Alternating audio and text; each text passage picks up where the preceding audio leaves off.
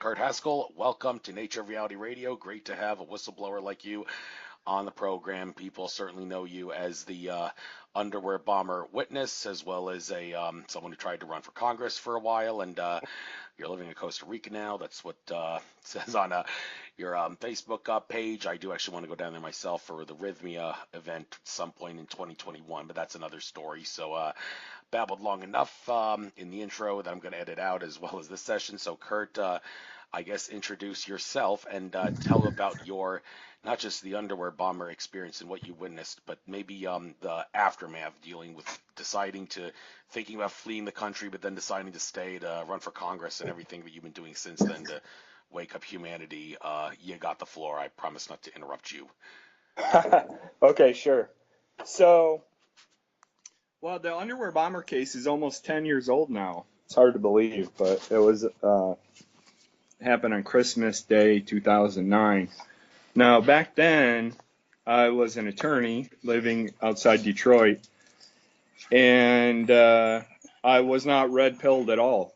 I didn't know about any of this stuff, false flags or hoaxes or any of that. And I woke up real quick because I got involved in this underwear bomber case, not through my own doing. I was an eyewitness. I wasn't a lawyer in the case. I just happened to see some questionable things. So what happened was my wife and I were on vacation in Africa. We had a connecting flight back through Amsterdam on our way back to Detroit. So it was Christmas Day. People were carrying a lot of bags, Christmas gifts. They had heavy coats, so they were putting those on chairs, so there wasn't anywhere to sit. So we sat on the floor near a ticket desk by the gate, and we were playing cards. And I saw two people walking together, and they didn't look like they belonged together. One looked like a wealthier guy in a suit, and one looked like a poor African kid in jeans and a t-shirt. So I just kind of watched them to see what they're doing together. And they went up to the counter. The African guy stood back a few feet. He was kind of fidgety. And the man in the suit said he needs to board the plane, but he doesn't have a passport. And then the girl working the desk said, well, he can't board without a passport. And then the guy in the suit said, well, he's from Sudan. We do this kind of thing all the time. And they kind of argued a little bit, and then she went on her computer and on the phone, and then she directed them down a secure hallway. And that's when I quit watching. They walked down there together. And I thought, well, I guess he won't be getting on the flight. And I didn't really think much of it at the time. And, after a little while, we boarded. I didn't see that either of those people. I wasn't looking for them, though. I didn't think they'd board. And nothing really happened until we started our descent into Detroit. It was about 8 hours later. And the pilot said, the usual announcement, time to take your seats. We're going to start our descent into Detroit, that kind of thing. And just like seconds after he said that, a flight attendant walked by my seat. I had an aisle seat. And she was talking to herself. She said, something smells like smoke. So I looked up, and I could see smoke coming from the left side of the plane. I was on the right side. And up about 7 rows on the left, there was a fire, and there was a scuffle. And I saw a guy. I ran up the aisle, actually the right aisle. There's 2 aisles on this plane. I ran up the right aisle, but I couldn't get over to where everything was going on because the middle section was full of people, and I couldn't get through. So, but I could see what was going on.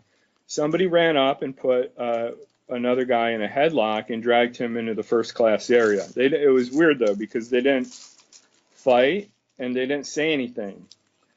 There was no punches or nothing like that. It's kind of bizarre. And all the screaming and yelling was from other people. You know, we have a fire here, you know, water, this kind of thing.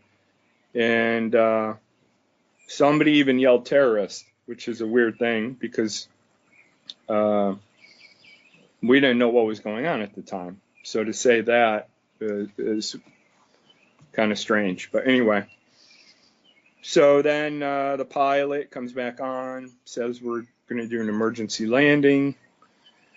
Plane speeds up, going down to land, you know, and the opposite of what you'd normally do.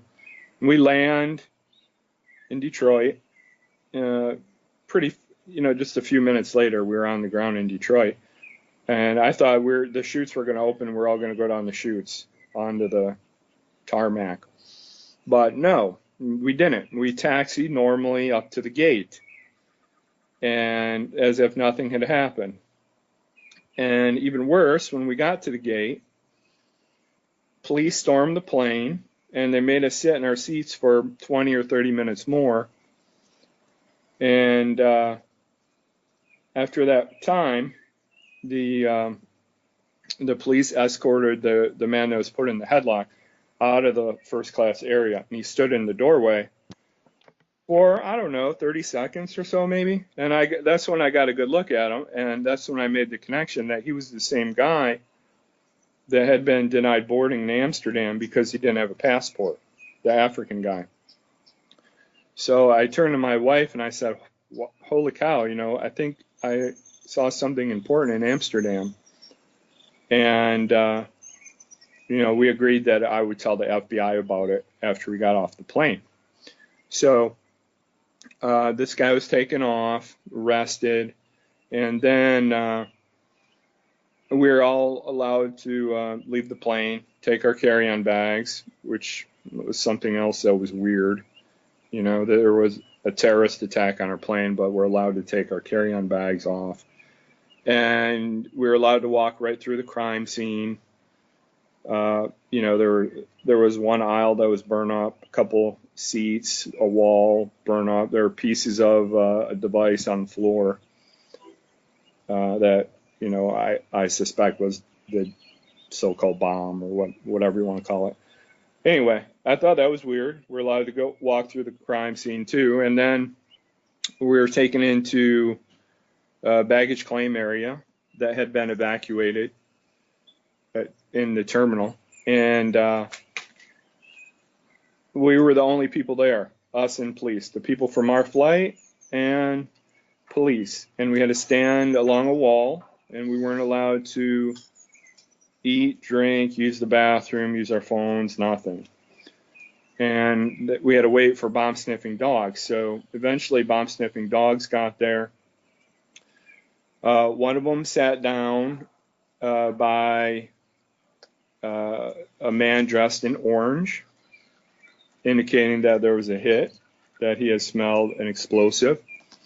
And the man was taken into a side room and questioned for about an hour, and then he was taken out and then arrested. And we all saw this, since we were all forced to stay in this area together.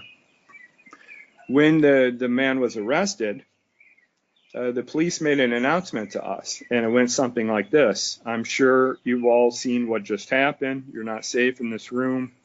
We need to move you out of this room. So what I take that to mean was they found a bomb in this guy's bag. This is a different guy. So then we were taken out of this room. We were put in a hallway for about 4 more hours.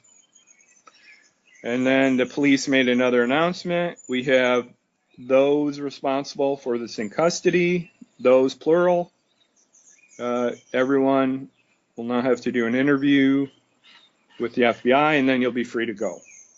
So eventually, my wife and I did our interview. I told the police about the accomplice in Amsterdam, and they seemed pretty interested. And then they said they'd be in touch. So, and then we left the airport. And a few days later, well, the story all over the news was that this was, a lone terrorist, lone wolf. And I knew that was a lie because I knew he had help getting on the plane without a passport. And how they do it in Amsterdam is your security line is at your gate. It's not at the entrance of the airport. So you can walk all through the airport, but once you get to your gate, then you go through security there. So, and it's also where they check your passport. Passport and security, same line. So I knew the fact that this guy didn't have a passport meant that he didn't go through this line because security and passport checks in the same line. So he didn't go through security. So this escort that he had essentially got him out of going through security in Amsterdam as well as not having a passport. So anyway, the story was that he was a lone wolf, which I knew was garbage. And the FBI then came to my office. And remember, I was an attorney then, so I hadn't have an idea how these things should go. And they started trying to tell me I didn't see what I did, kind of thing, trying to put doubt in my mind. Which is not how it should be. They should be showing me pictures or video of the accomplice from the airport and asking me to confirm that that was the guy. They never once showed me a picture of the accomplice from Amsterdam. So I really started wondering what was going on, and soon there was an announcement in the news that all security footage from the Amsterdam airport had been reviewed and there was no accomplice. So at that point, I knew some kind of cover-up was going on for sure. And I started doing my own investigation and reading everything on it, talking to passengers, going to the court hearings, talking to the standby lawyer of the defendant. I didn't talk to the prosecutors because there was some kind of cover-up going on, and they would have been in on it. So I didn't really want to talk to them. And before long, ABC News came out and said, we now have it from an inside source that there was an accomplice at the Amsterdam airport, but he was just there to make sure the bomber didn't get cold feet, which was another garbage story. But, it was an admission backing up what I had been saying for a few weeks at that point. So I was kind of glad to see that come out from ABC News. And then the government started lying about the second man that was arrested that we all saw. They started saying, he was from another flight, and that was impossible. Because, like I said, the only people on this floor were people from our flight.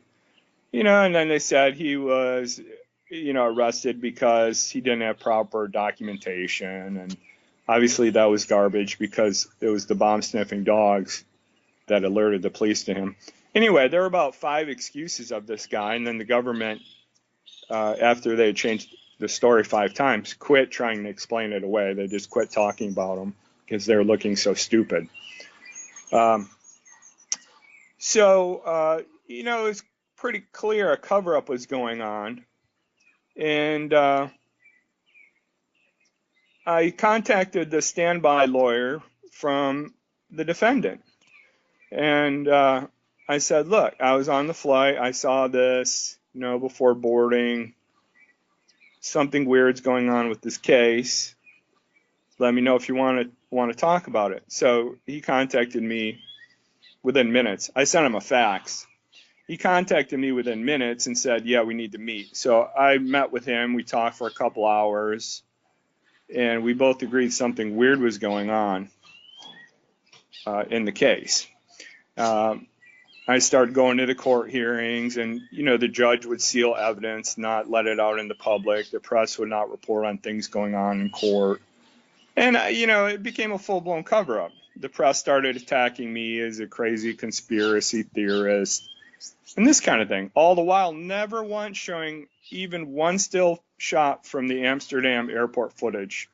None. It's been sealed forever by Judge Nancy Edmonds, which obviously would have proved what I was saying. But they can't let it get out that there's an accomplice that they're hiding, with a large terrorist attack. So for a while I started thinking that the U.S. government intentionally put a terrorist with a bomb on my flight to blow it up. And I was having a hard time wrapping my head around that.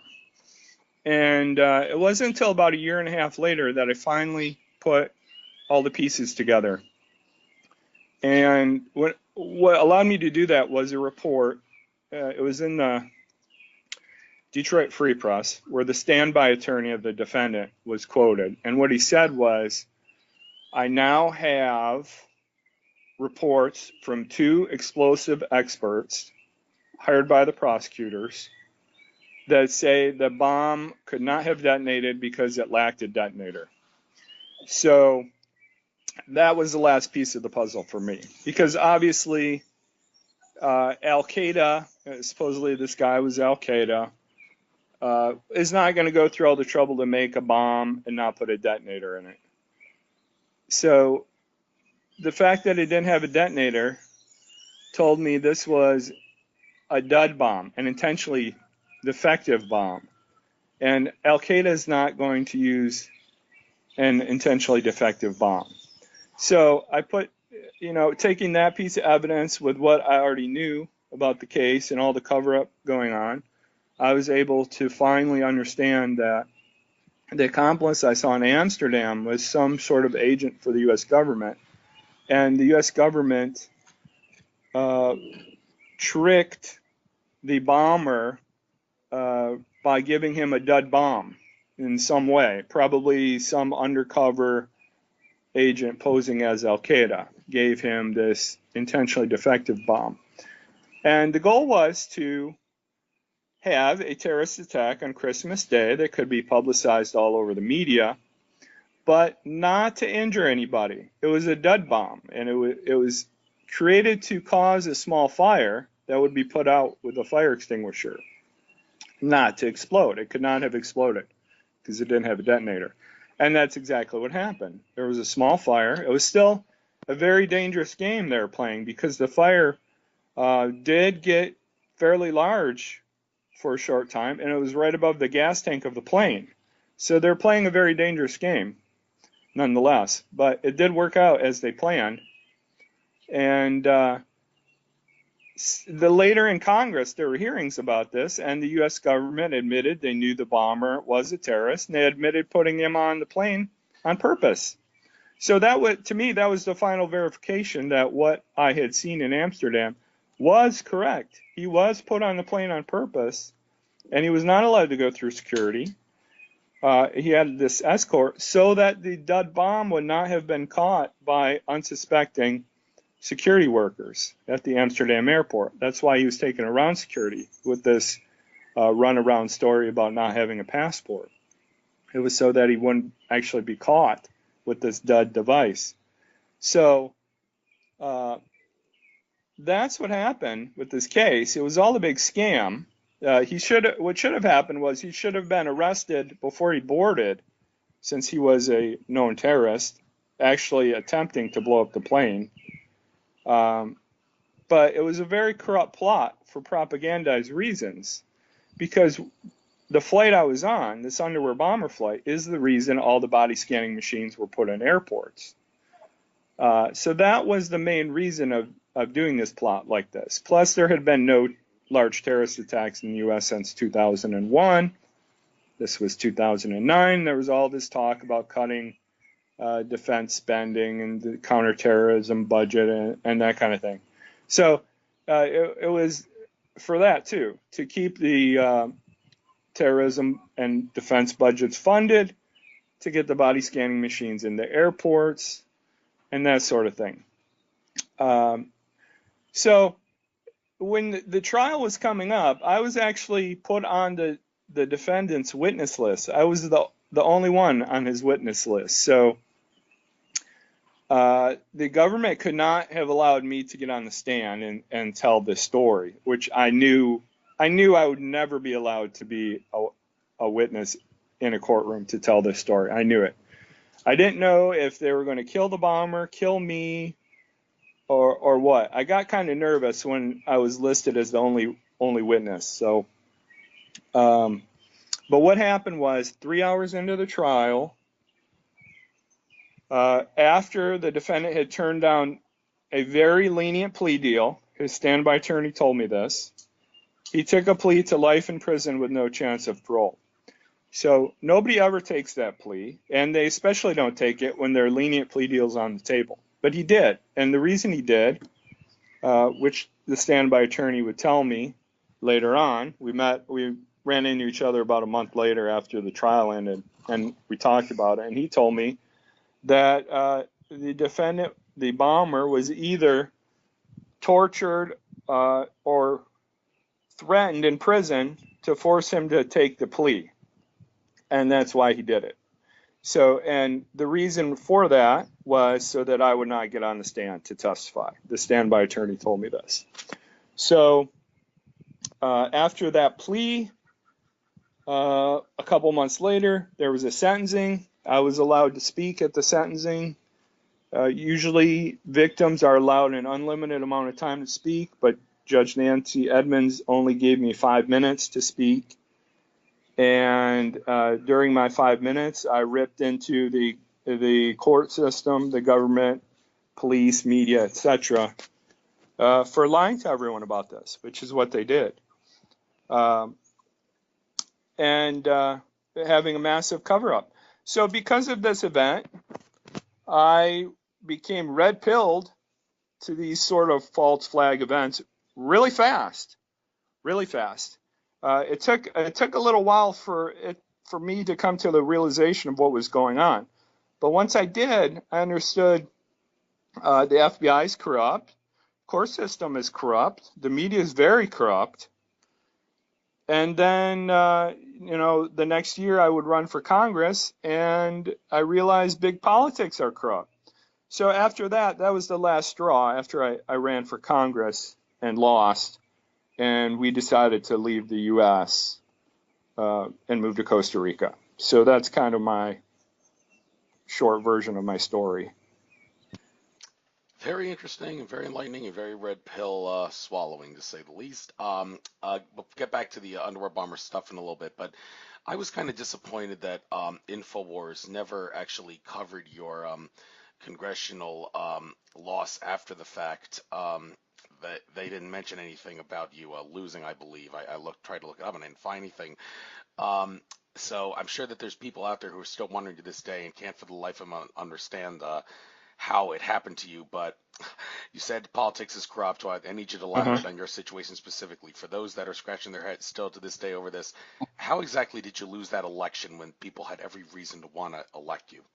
Well, I don't know if I would say that exactly, because there's a big percent of the population that thinks conspiracy theorists are just crazy, that they're not red-pilled, they're not awake, especially back then. More people are awake now. This was 7 years ago. So a lot more people are awake now, especially since, Trump has gone into office and kind of awoken a lot of people. But back then, not so much. Anyway, I thought I had a good chance. So anyway, we had a plan to move to Costa Rica before I ran for Congress because of this underwear bomber case. Really, I mean, before that we had been planning to retire. We'd been planning it many years. This is something we always plan on, to work a lot of hours, save money, and retire early. So we were getting close in 2012 to retiring.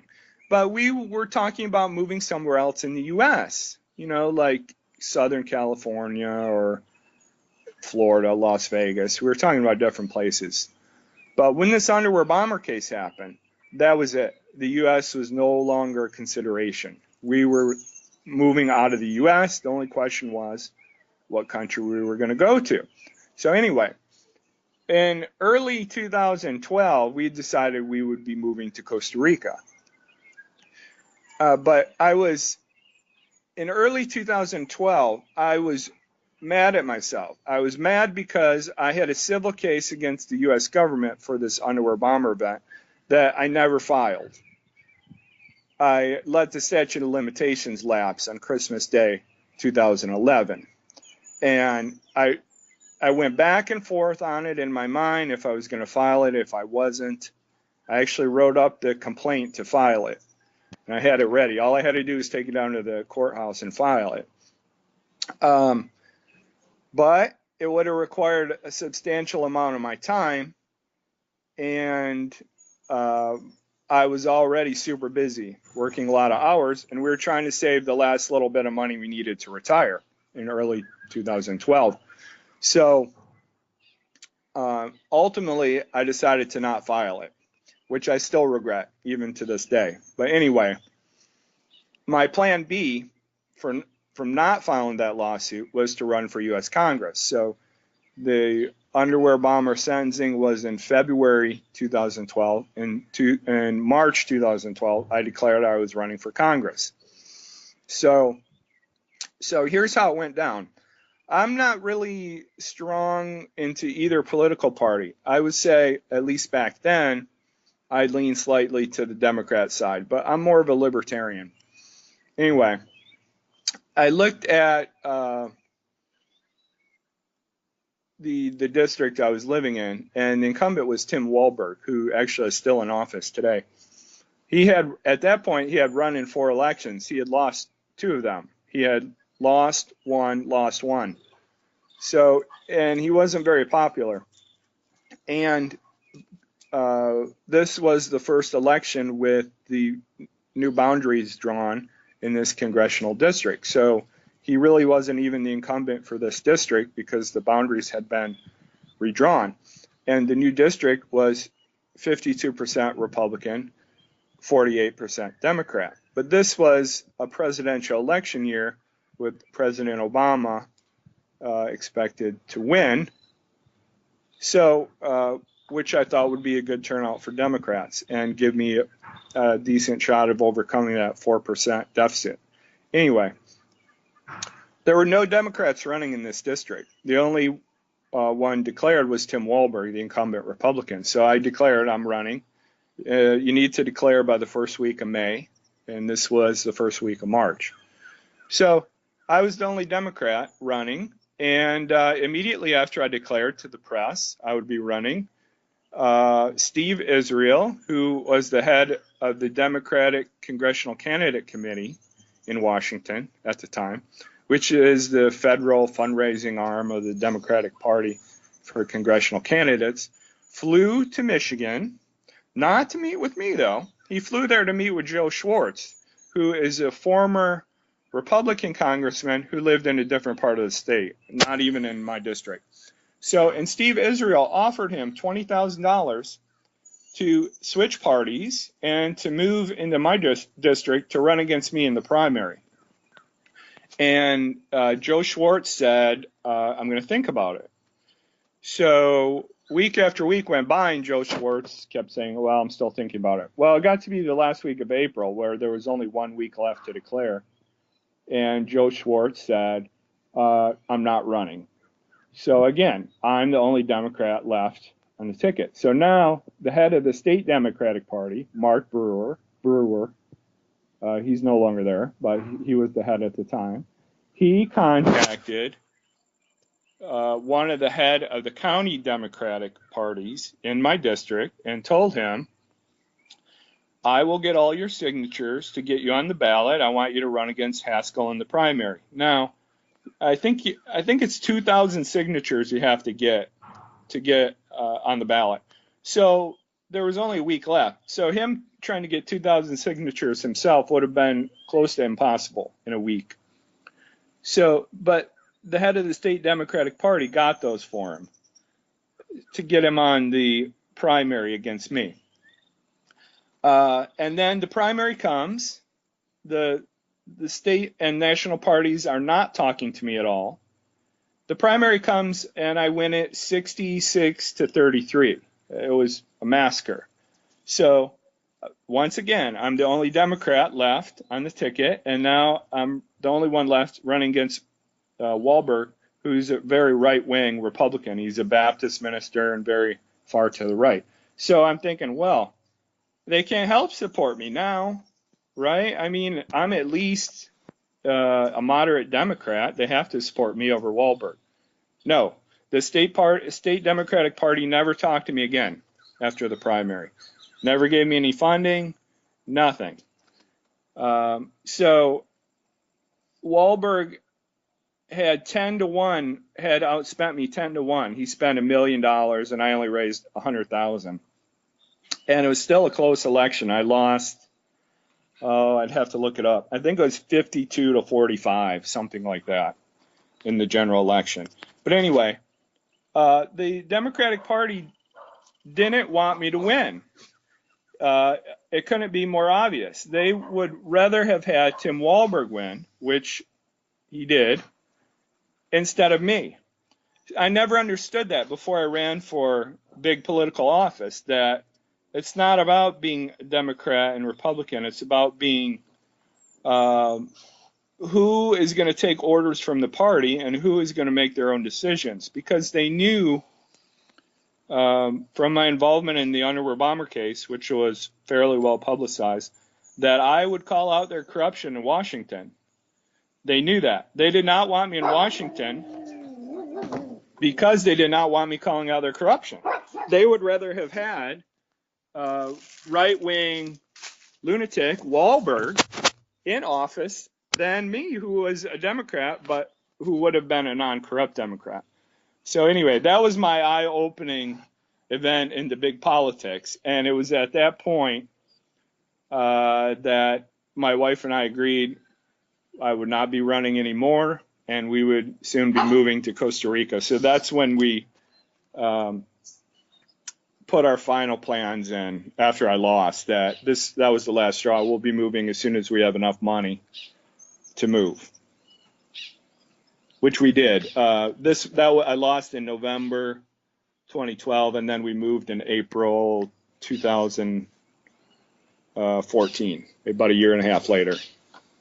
Yeah, and I remember you originally saying that one of the big reasons behind wanting to flee the country had to do with the word of an economic collapse. So I'm going to tell you right now that if you hear anything about that, it's all just fear porn. I have spoken to some very reliable sources who assert that the economy is not going to collapse because it's rigged, and they don't want it to collapse because that would the powers that be don't want it to collapse because that would ruin their ability to keep us debt slaves, and it would also make it easier for the white hats out there to enact their gold and or silver backed currency, which is money that has intrinsic value, and they don't want that. So they would do whatever they can to make sure that the economy does not collapse. So, yes, it's really been pissing me off that gold backed currency thing hasn't been rolled out. But anyhow, that's another. That was just one of the reasons, though. The main reason was the corruption.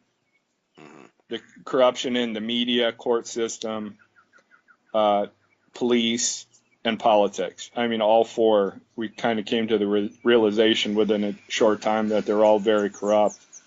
Yes, we were expecting an economic collapse, civil war, what have you, World War III, those things too. But the main reason was the corruption. But anyway. Yes. And you mentioned the media. They really didn't give you much publicity, with the one exception of Fox News. And I did watch those Fox News reports. They can be found on YouTube. Out of all the significant things that were said in that report, I think the most significant was when your wife Lori said the people of this country do not want to know something if knowing it will make them horrified, and that was in response to why your blog has been getting virtually no audience, and no comments or anything about that. And well, that says a lot. Now, out of curiosity, have you, in your mission to try to inform people about this kind of stuff, what in general have been the responses of the people who are either fearful or paradigmatic and as such can't handle the truth? Have people actually said, I would not believe what you're telling me, even if it was true? Like Richard Gage has said that people have told him when he tries to expose the official story 9/11, people have actually told him that he's acknowledged. I wouldn't believe it if even if it was true, and or if people actually not said something like that, but if instead said something like I think you must be not maybe you don't know the whole story or something, Kurt. You must be mistaken. Hmm. So what have the sheeple, for lack of a better word, been saying to you in response to your mission to get this information out? Oh, it's all the above. It ranges from anything from we don't believe you to you're probably mistaken to oh, why would the FBI do corrupt things to why would the Democratic Party support a Republican over you? Things like this. People just um, they're brainwashed so much they can't put two and two together. Well, that's It's a brainwash. It's a mass brainwashing. no Mass question. brainwashing. Yeah. All right. About the underwear bomber trial, I'm going to guess Hmm. that you were actually aware of this because I do remember actually posting a comment about this on your blog. I was one of the few people that did actually post comments on your blog back in the day about Hmm. this thing about Nancy Garlock Edmonds. She does have a page on Wikipedia. Interestingly, it doesn't say anything about the underwear bomber case, but by far the most inauspicious thing about this. Tell me if you were aware of this fact, specifically the date I'm about to give you and the president I'm about to give you. It says here, on September 11th, 1991, Edmonds was nominated by President George Herbert Walker Bush to a seat on the U.S. District Court for the Eastern District of Michigan, vacated by another judge here whose name I can't pronounce easily. Now, the striking thing there is, okay, September 11th, 1991, by George Herbert Walker Bush. He nominated her on the exact same day that he gave his New World Order speech, which was just so happened to be 10 years before 9/11. Coincidence? I think not. Were you aware of this? And do you see something? And by the way, I did file a Freedom of Information Act asking if Bush did hire any other judges on that same day, and they did respond to me, and they said, aside from Nancy Edmonds, there were two other male judges that he nominated on that day.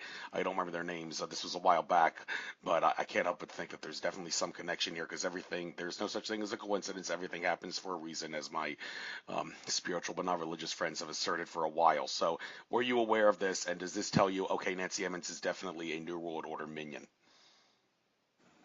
I was not aware of it. Does it tell me she's a New World Order minion? She probably is. I mean, that point alone doesn't tell me for sure, but I would imagine that she's in on it. She obviously covered this event up, obviously. So why did she cover it up? I mean, it's been covered up so thoroughly that not even one still picture of the Amsterdam airport has ever been released, let alone the video. None. Zero. So that's all Nancy Edmonds doing, completely. Mhm. So, yeah, And I mean, it wouldn't surprise me if she's part of the New World Order at all.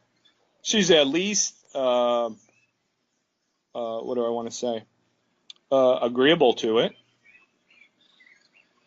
yes, and about the thing that she said, you actually said something about her telling the jury members something like, you can't believe everything the media tells you. And I do remember you saying in your victim statement that one of the things you said was, it was driving me crazy that was something that I kept hearing over and over again in this trial. So can you get into that whole thing? Who exactly was she telling people other than the juries that?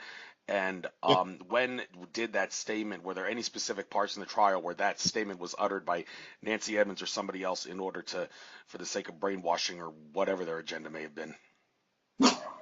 She kept saying it during jury selection.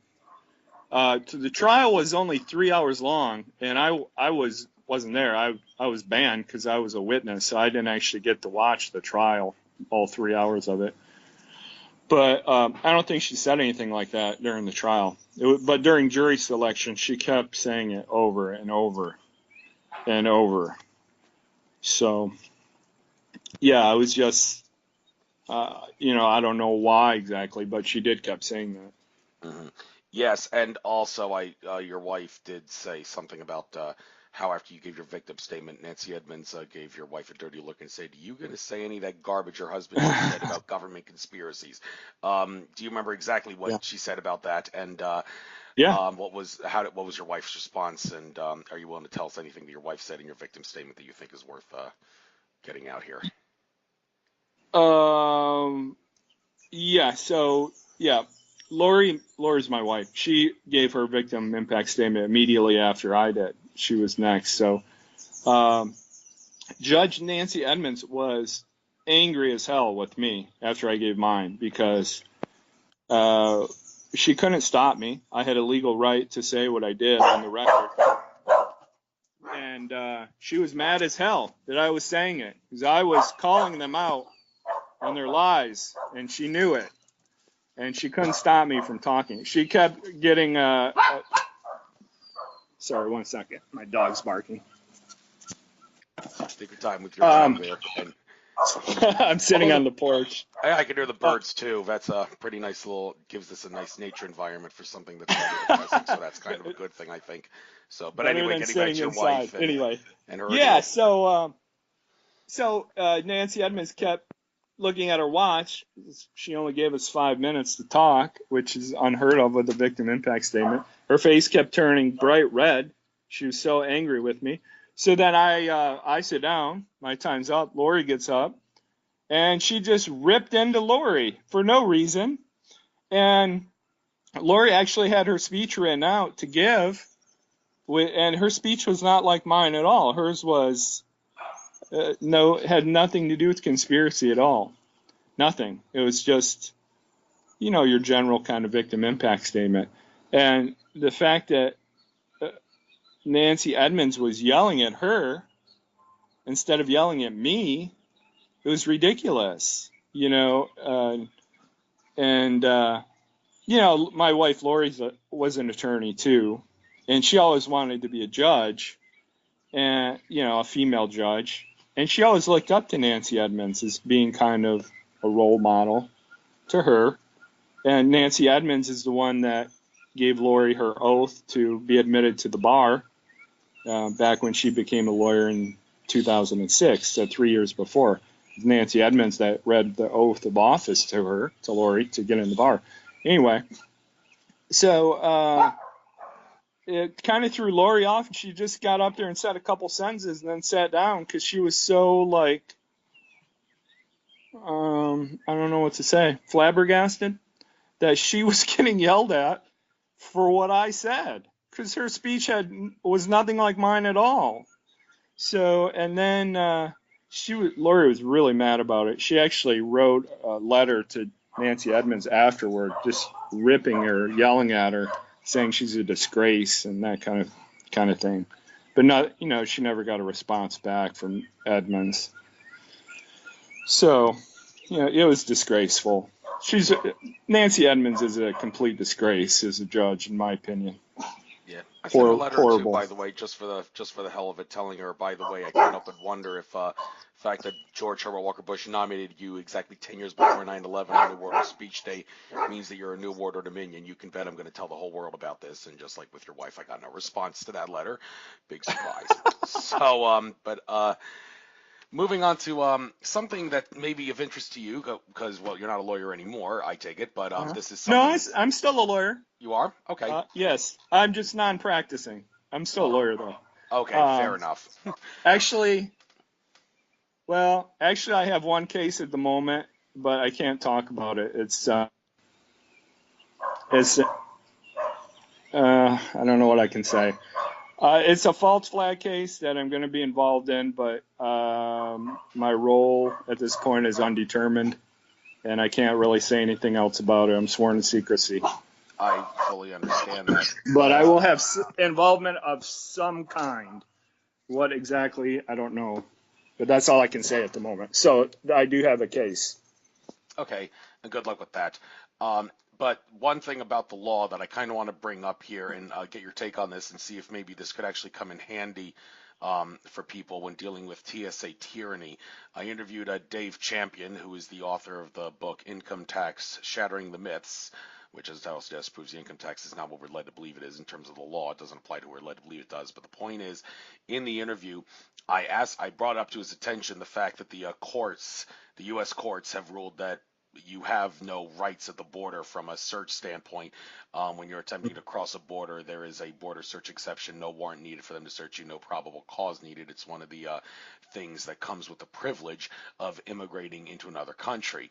And I asked him, well, does this mean that this is what the TSA can use to get away with violating what would be construed as a Fourth Amendment violation? They're not actually violating the Fourth Amendment because the airports are considered bordered, the ones that travel, the planes travel to and out of the country, so that's what allows them to do this.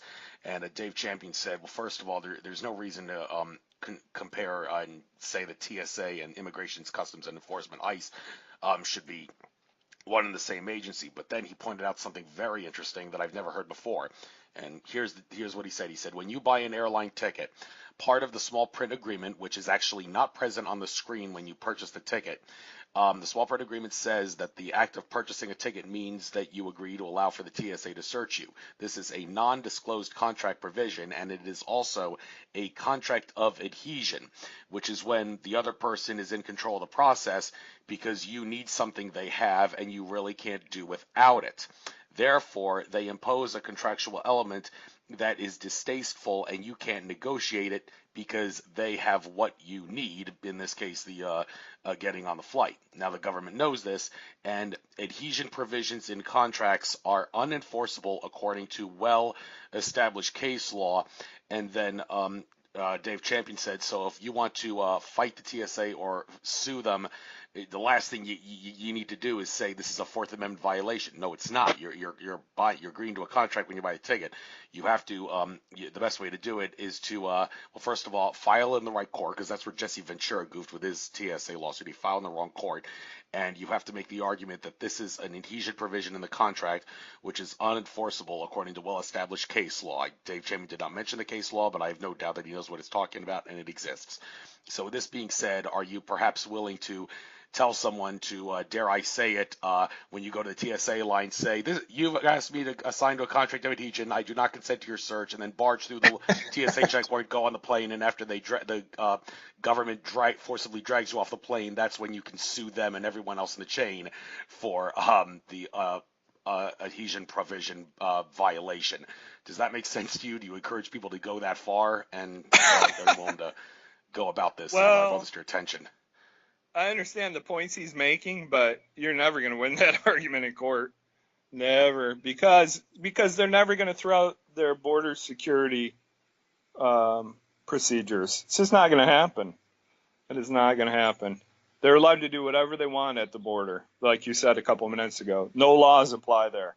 So you can make these contract law arguments, and probably he's right. I mean, if you look at contract law, but they'll just say airports are the same as the border where you have no rights. I mean, that's what the court will end up deciding. And then you'll probably end up on some watch list where you're never allowed to fly again or something like that. So, no, I don't encourage that. Okay, fair enough. It is risky to do that, but then again, well, the courts aren't just. That's what I was saying earlier. They're corrupt.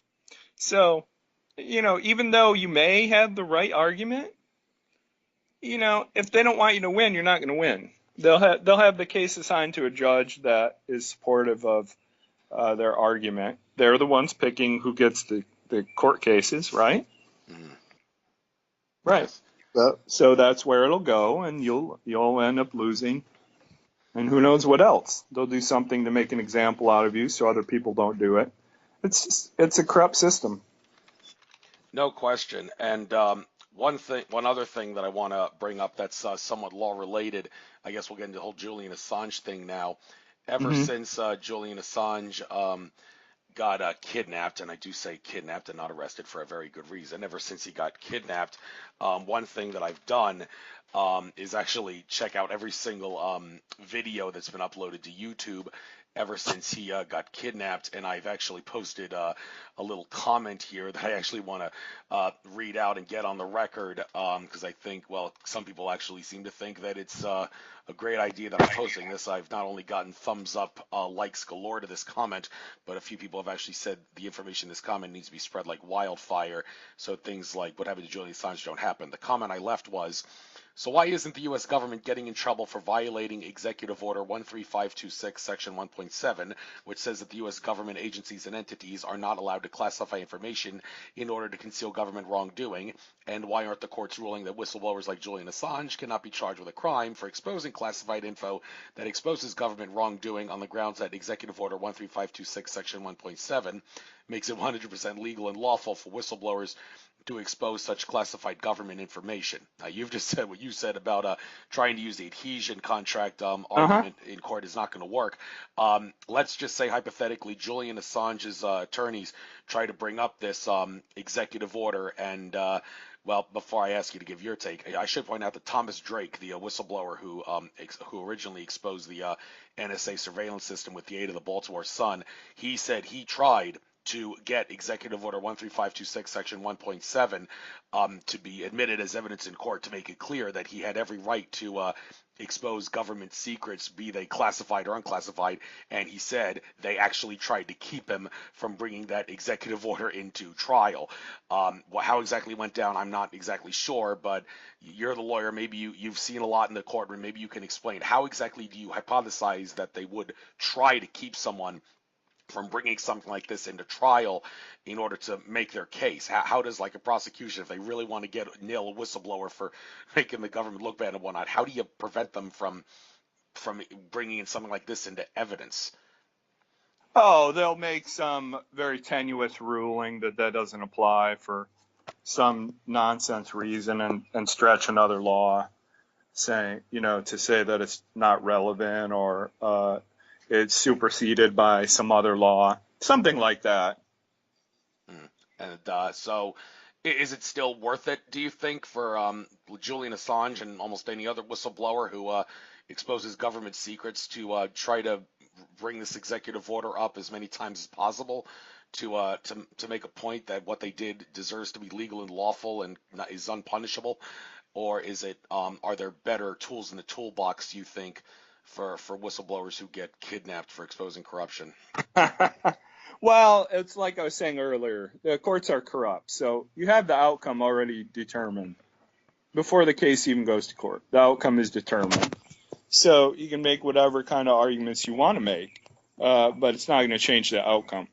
So they look at Assange, the Trump people, as a threat. He's a threat to do to them what he did to Hillary Clinton in the 2016 election, which is, expose some of his corruption or wrongdoing, what have you, hack his emails, that kind of thing, whatever he has.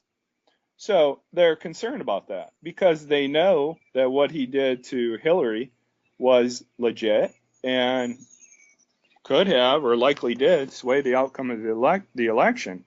So there's that. And they want to neutralize that threat because they don't want this threat hanging out there for the upcoming election. And we're starting to get into the election season. So that's why, in my opinion, we have the timing of this now. I mean, he could have been arrested at any time, any year. I mean, this warrant's been out there for, 8 years, 9 years, a long time. Why now? Why is he being taken into custody now? It's because of what I said. We're getting into election season. Trump's people are worried. So there's also this possibility, too, that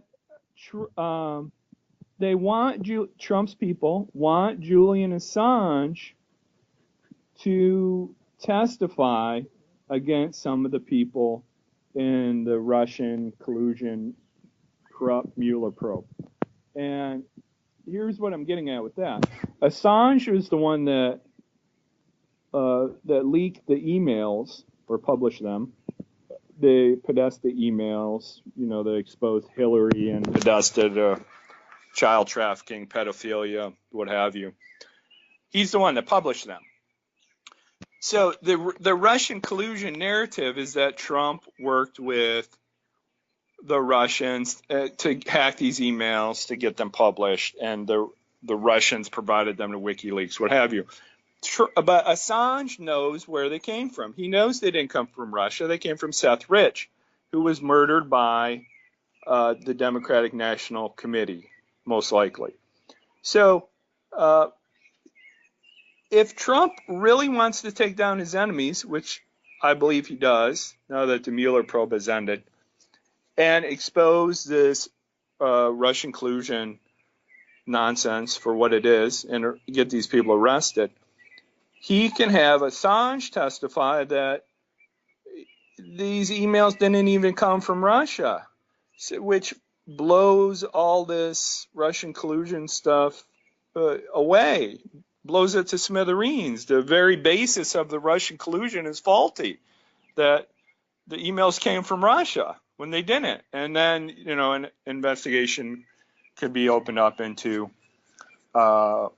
Seth Rich's murder. Assange would know that he got the emails from Seth Rich, who was working for the DNC at that time and was irritated that Hillary stole the Democratic primary from Bernie Sanders, who he was supportive of, and that's why he leaked these emails to WikiLeaks. Anyway, what I'm getting at here is there can be a trade here with Assange. So if I'm Assange's attorney, I offer this up as some sort of plea arrangement here.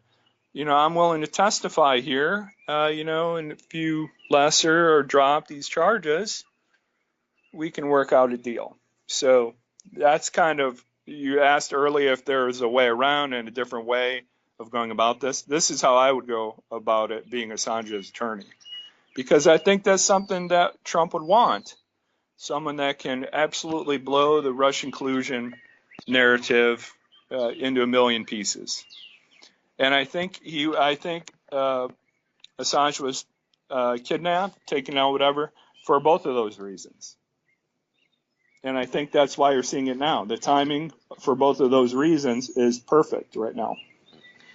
Yes, and there is an article right now that was uploaded to InfoWars earlier today, Infowars.com. And I can't resist bringing this up with you because you mentioned the whole thing earlier about the statutes of limitations in your lawsuit case having passed. Well, looking at this, one could say, well, so what? You have a legitimate case to circumvent that because that's exactly what the government does. The title of the article here is David Knight Show, Hypocrisy. U.S. charges Assange with conspiracy, after statute of limitations has passed. Okay, so does that mean, someone like you they say, well, you can't file a lawsuit because your statute of limitations is passed? Can you say, well, yes, I can, because you guys are in violation of that. If you're going to violate that, then you have to let me violate that too. And here's your proof, the Julian Assange case. So in a situation like that where you try to say, well, I can do this because you're doing it and you're getting away with it, so you can't let me not do it, and you can't punish me for trying to do this, how would an argument like that work? And does this maybe inspire you to, I don't know, dare I say it, ignore the statute of limitations and try to do the things that normally you couldn't do because of statute of limitations, and use this Assange case to justify doing that? No. See, laws only apply to little people like me. The powerful people, that's what I was getting at earlier. It's all corrupt. The outcome is predetermined. They don't need to follow laws. They'll make up laws, have judges stretch the laws, take laws that don't apply, and threaten the courts to say that they apply, and that kind of thing.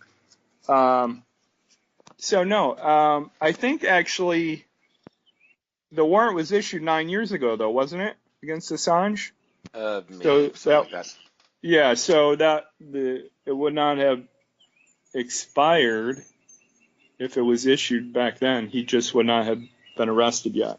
I'm not up to speed on every last detail of the Assange case, but I think that's what's going on. But no. If I would go into court now and say, look, statute of limitations is up, but hey, I don't need to follow it. You guys didn't in Assange. No, they would throw my case out and they would fine me, probably a large amount. That's how they work. Now, if the feds do that, Trump's people do that, well, they'll get a judge that's friendly to them, and they'll stretch a law that maybe shouldn't apply to to fit the case where they get the desired outcome. It's all very corrupt.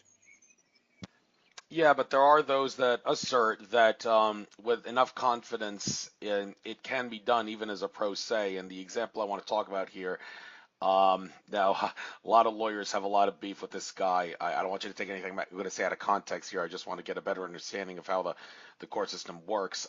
Eddie Craig, host of Rule of Law Radio, he's very big on fighting traffic ticket cases, showing that the whole statement "driving is a privilege, not a right" is true if and only if you're a commercial driver. Anybody who's using roads for non-commercial purposes actually can do it with no license, insurance, registration, or license plate and not be breaking any laws, because those transportation and laws and whatnot are only applicable to those in commerce. He's always said that the best way to fight that as a pro se would be to wait for the prosecution or the judge to say one of those words like transportation, driving, operate, vehicle that has a commercial specific legal definition, and that's when you object and say that assumes facts not in evidence and requires a legal conclusion by the fact witness.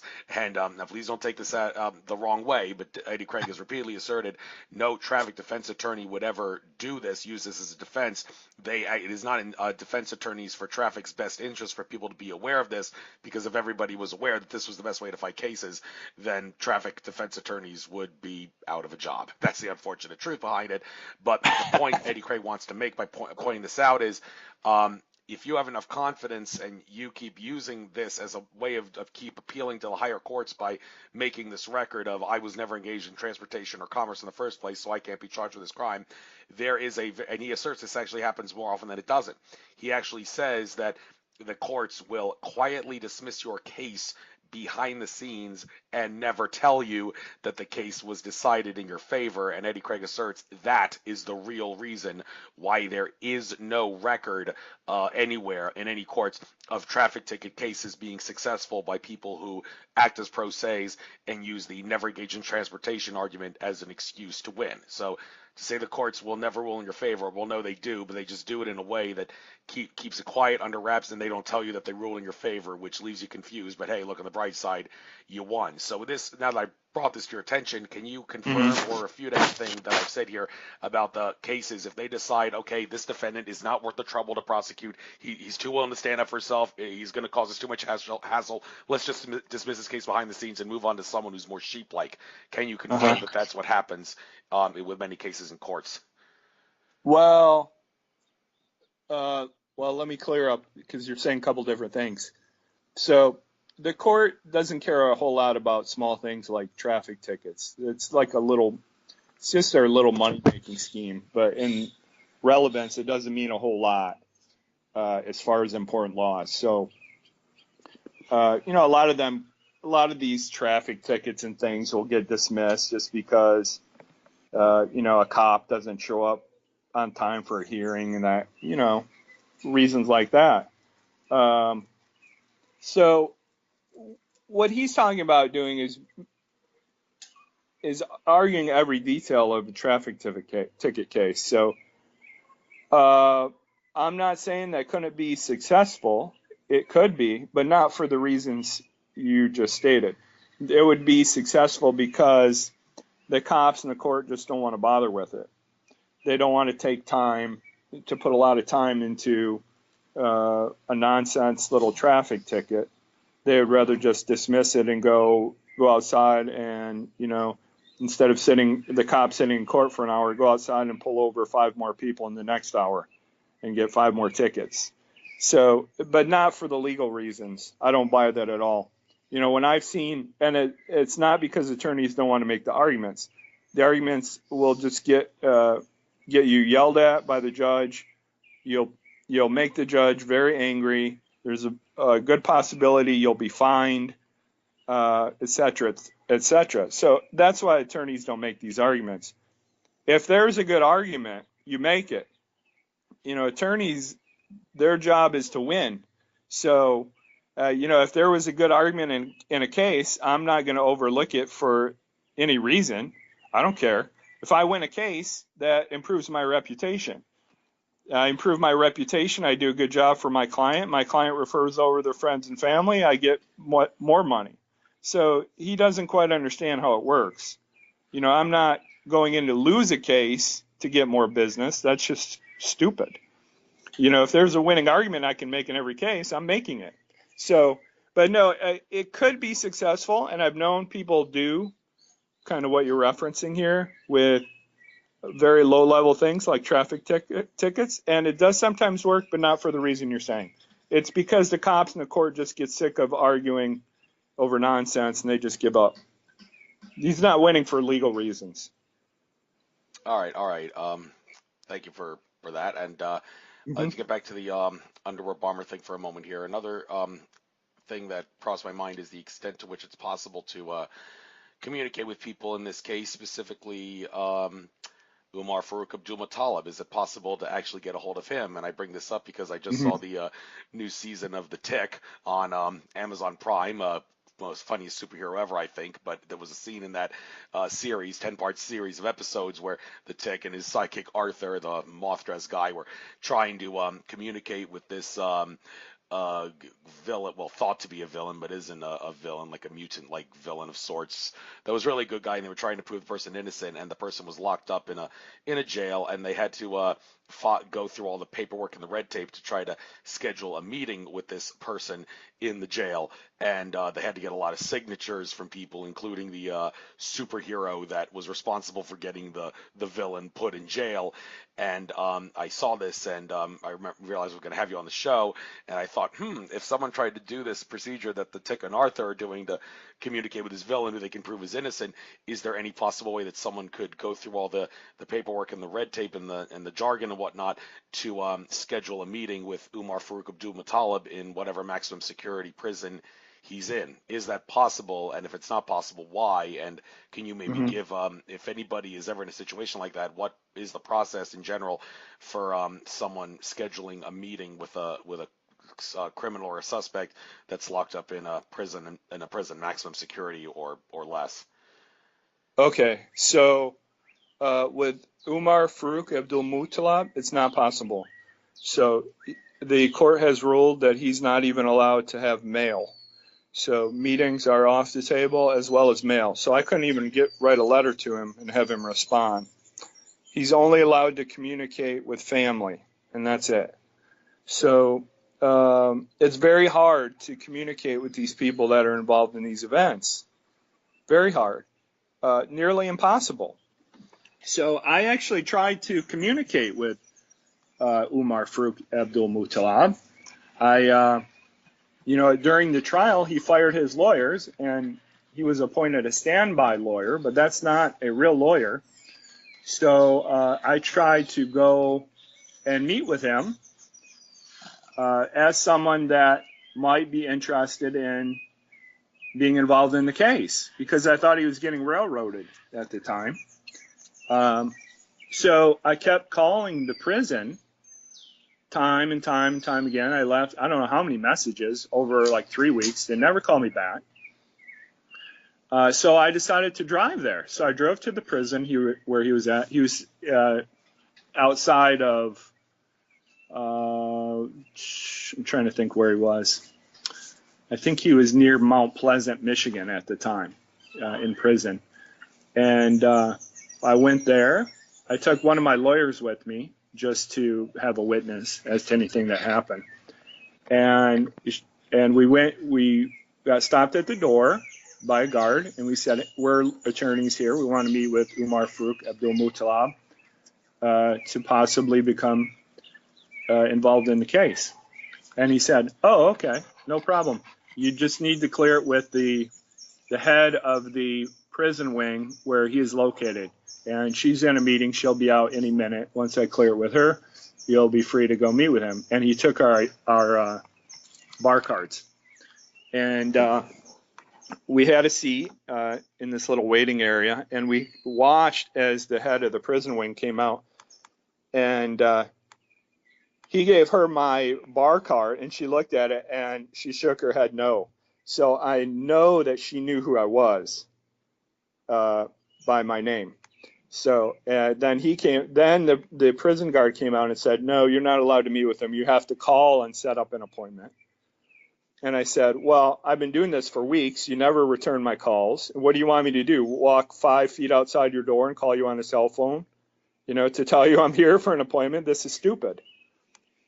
So, but he was insistent. You have to call and make an appointment. I said, "Okay, just so you know, I'm going to call you as soon as I get back to my office in about an hour and make an appointment." So then I called when I got back, and they said, "Oh, no, you can't meet with him. He has to list you on his visitor list first before you can meet with him. But there's no way you can talk to him to have him list you on the visitor list." They do runarounds just so you're never allowed to talk to these people. So it's crazy. It really is. They bend over backwards. You're not allowed to talk to them during the trial, after, like, ever.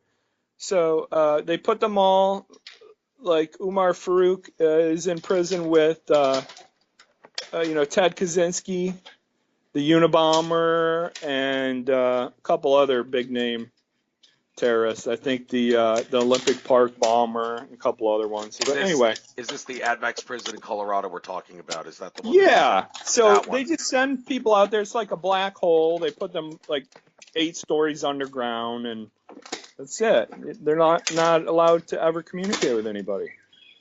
So because they know if these people ever spill the beans, then people might start waking up to what's going on, because a lot of them are patsies or just crisis actors in general. I really wonder if some of these people are even in prison at all, like Dylan Roof. I don't really think Dylan Roof's in prison, but anyway, some of them I just think are complete actors and aren't even in prison. So I think that has something to do with it too. Now, Umar Farouk is definitely in prison. I know. I knew people that worked at the jail that he was in, the prison that he was in. So he is definitely in prison. But you can't talk to him. No, I've never been able to talk to him. Yeah. Also, well, he's not the only one that, like the patsies and all. He's not the only one. And I was trying yesterday to find a video. Webster Tarpley, a lot of love him, hate him. Some people say hate him because he has socialist ideology, but he's a pretty bright guy nonetheless. And there was a video that he did like way back in the day, like maybe 2011 or something, trying to connect a lot of dots.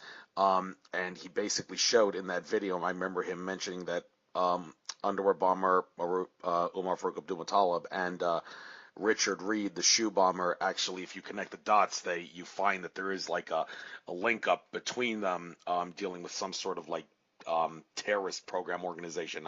I'm not sure, and that's why, and I couldn't find it. I was looking forward to watching that to bring this up in conversation. But do you by any chance know what I'm talking about here?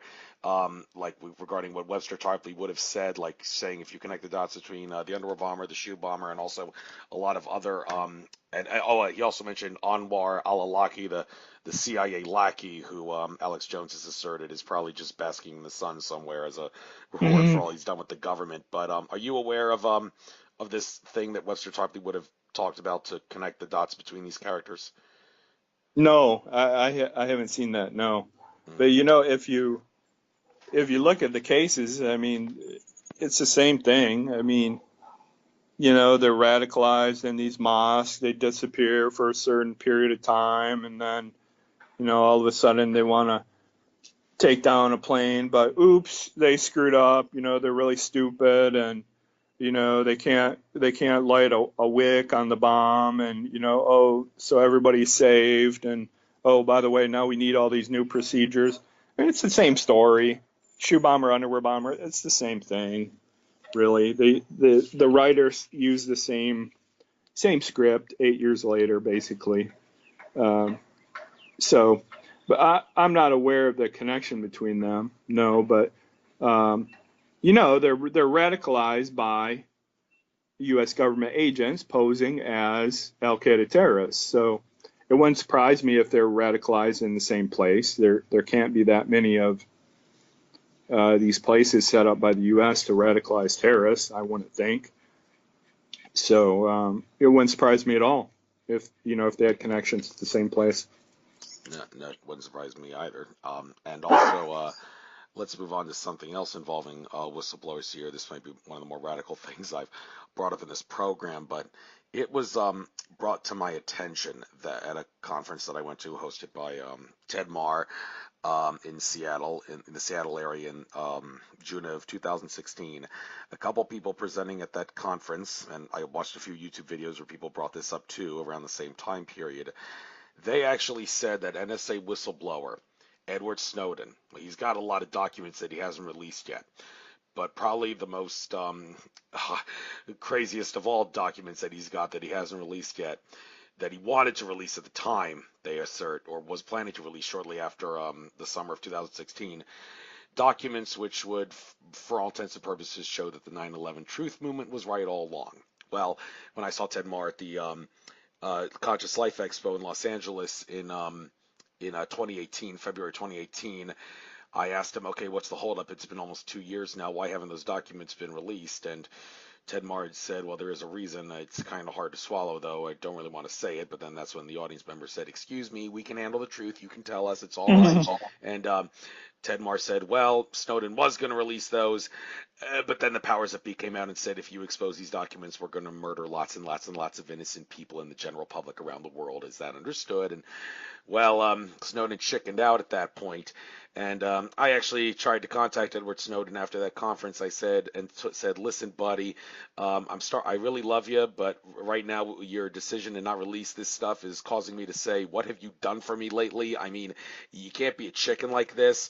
And I even tried to use the excuse, being a prominent member in the spiritual but not religious community I am, and know a lot of people who are too, who, well, don't believe the same things as Christians do, but still believe a lot of the spiritual stuff that a Christian might believe in, including like afterlife and all, asserting that we're just conscious souls having a human experience. I tried to use the justification, if the government murders all these people because you expose these documents, so what? Their souls will get sent off to paradise in heaven. The government actually does them a favor. You can't be a chicken. You got to expose this, and you got to accept the fact that all the people that died as a result of your doing became martyrs. And hey, like I said, they're going to live in paradise. So what are you upset about? Well, that didn't, unfortunately, convince Snowden to expose the documents, and really not so sure what the holdup still is.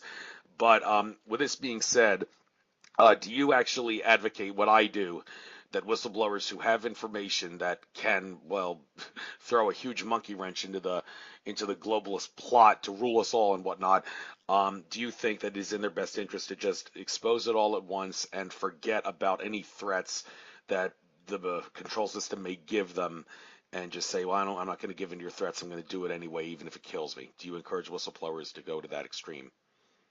Well, I would, but I don't know if other people would. I could see why they wouldn't. So a lot of people are killed.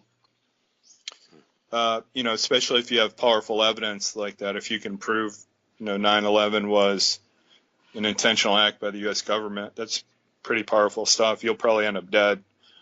The event I exposed was not that big of an event. Nobody died in it. So, and they took the alternative tactic of just trying to discredit me and ignore me.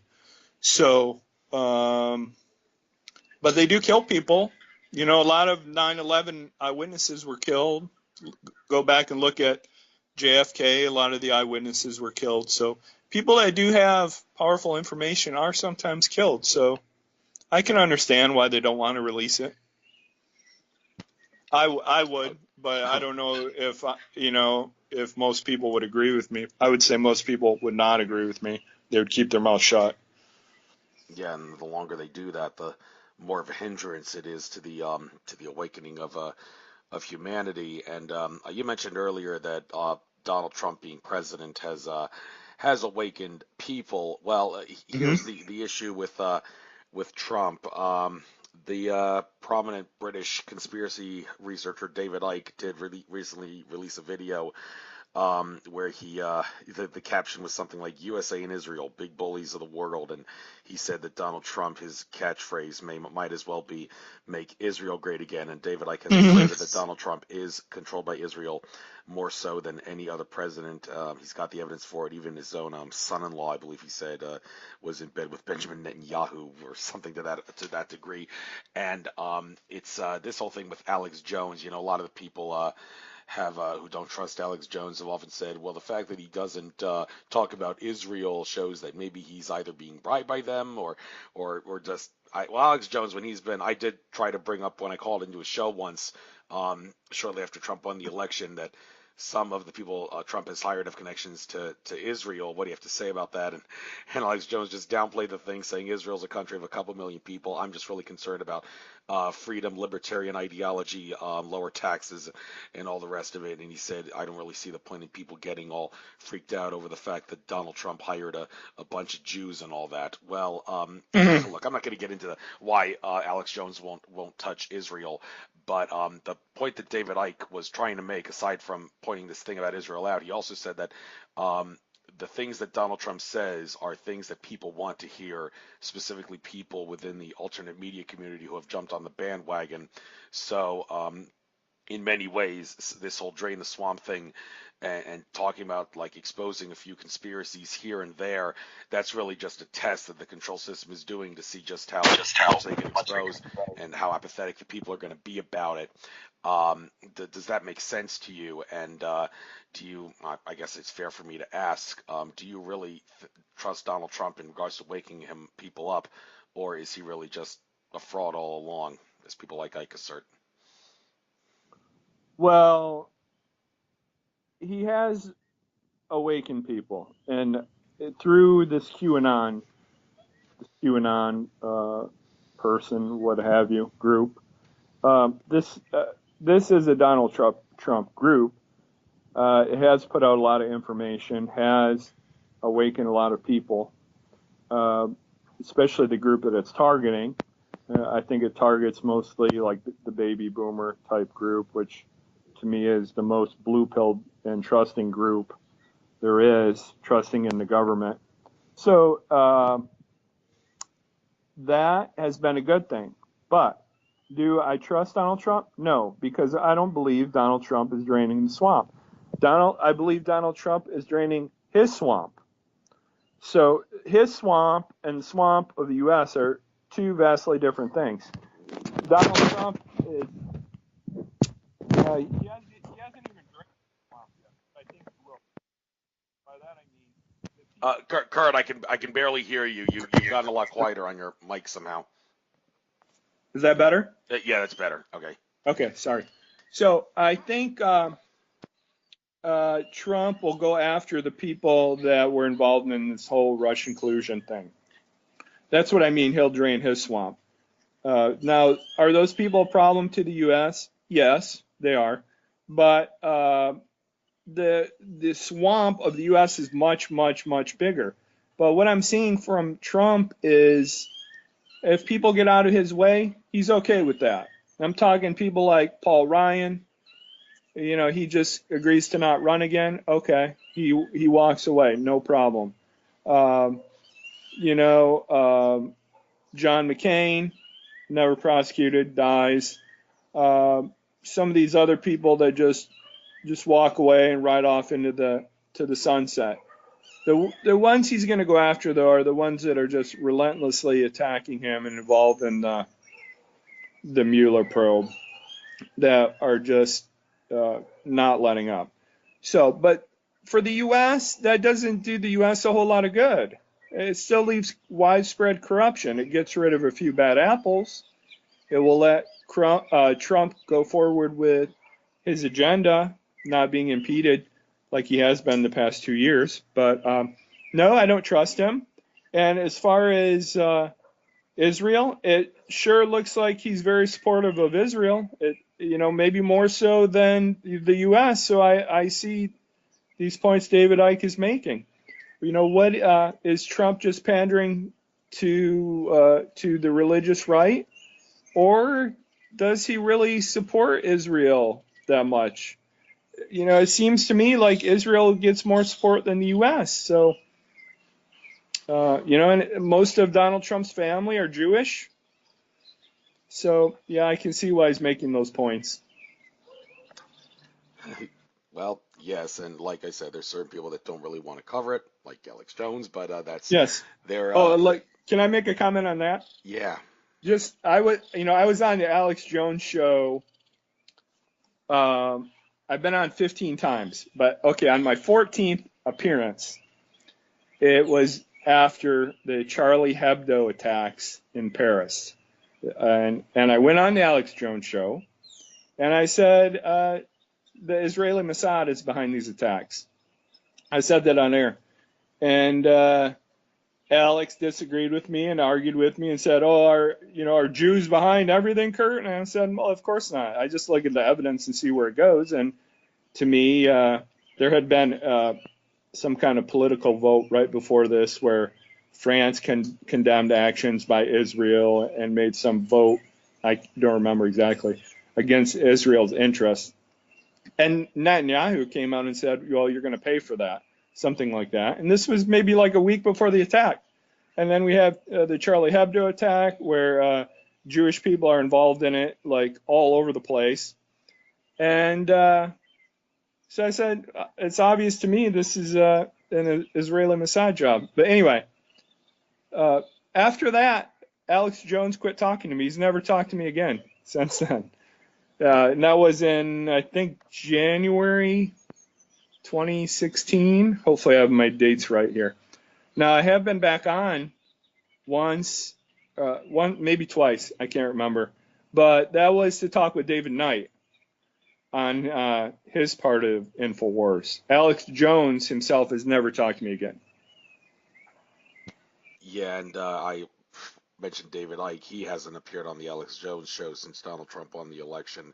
I have no doubt that it's because he and Alex do not see eye to eye in regards to Trump. And we all heard about that thing about the missiles that Donald Trump fired on, which kind of ruined my actually the last 2 years, not including this year, but the last 2 years around April 7th, which is my birthday, there was actually some sort of an attack going on in Syria. And I was like, what is it about my birthday being such a hot day for attacks on Syria? And, well, the one that happened 2 years ago, one of someone who John Robinson, or whatever his name was, who had been working for Alex Jones for 10 years, said Donald Trump is a disgrace for firing the missiles. And even though Rob Dew said, well, you should have your own show for having the guts to say this, Alex didn't agree and fired him instantly. So we can speculate all Right. we want on that.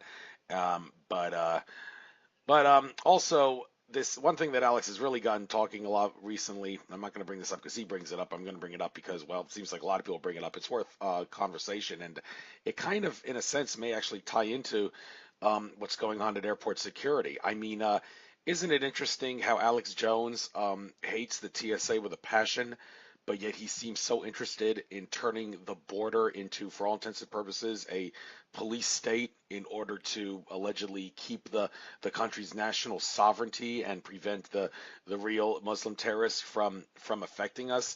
I mean, what do you have to say about the truth behind what the issue at the border is? At a conference I was at, some people actually said, I think that this is just a brainwashing tactic to acclimate people to the police state. They're going to use the border as a hot spot to justify police activity to, among other things, protect national sovereignty, when in reality it's just a conditioning and an acclimation thing. And Alex Jones, being an American patriot who supports founding father ideology and all the rest of it, like many American patriots, is obsessed with national sovereignty and maybe has fallen for this border security.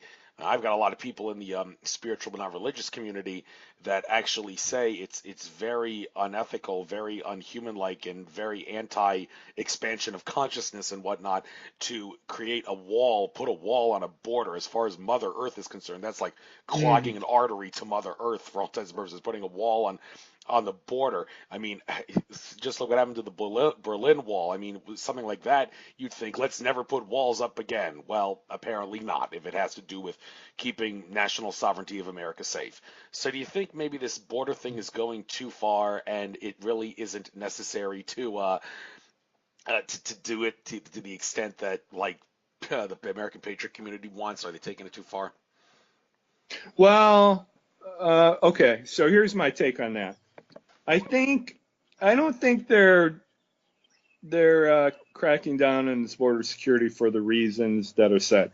I think Trump is cracking down on it because one, I think he really is against human trafficking. I think he has a very strong belief that it should be stopped, and he's doing that by making these arguments, but not being specific on that for whatever reason. Maybe he doesn't want to release the extent of the problem. I don't know. But he's made a massive amount of arrests that have to do with human trafficking. And I think this whole open border has a lot to do with human trafficking coming from Central America. And I think the traffickers are actually funding some of the enemies of Trump, politicians as well, not just the human trafficking, but the drug trafficking. You know, we saw Nancy Pelosi go down to Mexico City and met with one of the big Mexican drug lords recently, a few months back. So I think there's being big money being funded to the politicians that are against border security. Now, another reason is a lot of the illegal aliens coming into the U.S. are being allowed to vote. They're being registered to vote when they get their driver's license, regardless of if they're a citizen or not, and the vast majority of them are voting for Democratic candidates. So there's that issue too. So again, it's more, I see it as more of an issue of Trump cracking down on his swamp. And I think that's what's going on. Now, if they build a wall there, yeah, there's potential for problem. The potential is that it can be used to keep people in the U.S. You know, whenever things really go downhill in the U.S., people may want to leave, and they might not be able to leave because of the wall. So there's that too. You know, it's like a large prison then. You know, you can't get out. So that's just kind of how I see this big border issue and why there's such a huge fight over it. As far as should people just be allowed to come in, well, I think so to a point. I mean, if you have, people coming in for the right reasons, there should be, like an approval process that is really stuck to, because you don't want all these people. What's going to happen if you let too many people in at once? They're going to bring their whole culture into the U.S., and the U.S. will no longer be the U.S. If you allow a small positive group to come in at a time, then those people will instead have to acclimate to the current customs of the U.S., and the U.S. won't actually lose, its customs. So there's that too. And a lot of people want to come in for the right reasons. So, and as far as, all these people coming in because, seeking asylum, I don't put any weight to these claims. I'm probably one of the few people that have actually been to every country in Central America. I can say that. It's not like this huge war zone down here. I'm sorry. This is what these anti-border people make it out to be. Oh, they have to flee. Their country's not safe. They're going to be killed. Well, no. That would be like taking downtown Chicago or the ghetto of Chicago and saying the whole United States is like that. Yeah, there are some bad places in some of these countries, but if you don't like where you're at, say in San Salvador, well, then maybe you move out of San Salvador and you move to another town in El Salvador. It's not like the whole country's bad. All of these countries have nice places in them with low crime, safe, nice places to live. So to me, all these asylum arguments are just garbage. I don't believe any of them. And it's just political nonsense for people to get into the U.S. based on a lie. Well, you mentioned that's political nonsense. Yeah, Well, yeah. I brought up one of the people at a conference that I was at who was actually in favor of abolishing border security and passports. He actually said, I envision a day where we don't have to worry about airport security anymore, Mhm. where all the secret technology that's being suppressed that would make teleportation possible could actually be Mhm. exposed to make planes obsolete. Well, shortly after I said that, he said that he was taking questions, and I raised my hand and I said, "Yeah, but the problem with that is teleportation and all that. What do you have to do with the passport issue? Do people have to show their passports to use the teleportation machine to travel around the world?" And he said, "Oh, come on. We're all humans. There's no reason for there to be vetting processes to go into one country or another." Well, here's some arguments that I've heard of that. Well, first of all, I brought up with him the whole thing about the migrant caravans coming to in close to the American border. And you know what his response was? His response was, well, actually, if they do cross the border and come into America, it would serve America right because all those countries they're coming from are countries that have been destroyed by the Roman Empire of the modern era that is America. Okay, well, okay, what's your take on that response? And then I'll get into some other things about the border and immigration issue that I think are worth discussing. Well, he has a point that a lot of the immigrants coming to the U.S. are from countries where the U.S. has been meddling. You know, a lot from the Middle East where the U.S. has bombed relentlessly, and you know, the U.S. has done so many covert things down here in Latin America. You know, overthrowing governments and that kind of thing. So he has a point there. You know, if the U.S. Uh, think about if the U.S. didn't bomb Syria, would there be any Syrian refugees? Probably not. So yeah, I mean, you can look at it that way too, but that's to me that's another issue. That's an issue of non-intervention of the U.S. military, which I'm for. Actually, I'm more isolationist, where I don't think the U.S. should be intervening in any country, military in the world, just to steal oil and gold like they do. Hmm. Yes, and regarding why open borders doesn't work in the real world, because I another thing when I called into the Alex Jones show once, I did ask Alex, all this controversy regarding illegal immigration and borders does raise a question of when does the unalienable right to liberty, right to travel, right to locomotion make it legal for people to cross international borders without any government permission or paperwork filling out? And Alex Jones's response was, well, there has to be a process. Hey, I may be libertarian, but I'm not a suicidal libertarian. It's not like we're bordering Switzerland. Not all borders are created equal. Well, I could imagine some people in Mexico may take great offense to that statement, basically because Alex Jones is like saying the people in Mexico are like too crazy and too untrustworthy that we have to put a wall on our southern border while our northern border with Canada doesn't need one because Canadians are, well, more decent than Mexicans. Some might actually misconstrue Alex's statement as saying that, but Owen Schroyer, one of Alex's reporters, has pointed out on a couple of occasions open borders does not work in the real world, and I've been doing a lot of research on why that's the case, and it seems that it all comes down to two reasons: different languages and different currencies. And I do emphasize that I put the word different before languages and currencies. If we had some sort of a universal language, or if humans could all communicate psychically, and also as far as money goes, if we didn't have money at all, or at the worst had a global currency, then it would be possible for open borders to work because people wouldn't have to learn a different language to come to a country because everyone speaks the same language and can communicate through language or telekinesis or whatever it be. And money, there's no reason for like to teach people this is the money you got to use, this is the way we use it. And no, there's a universal currency, so open borders would work in that regard. Do you agree or disagree with the claim open borders does not work in the real world because of different languages and different currencies? Well, there's that, but there's also different cultures, different traditions.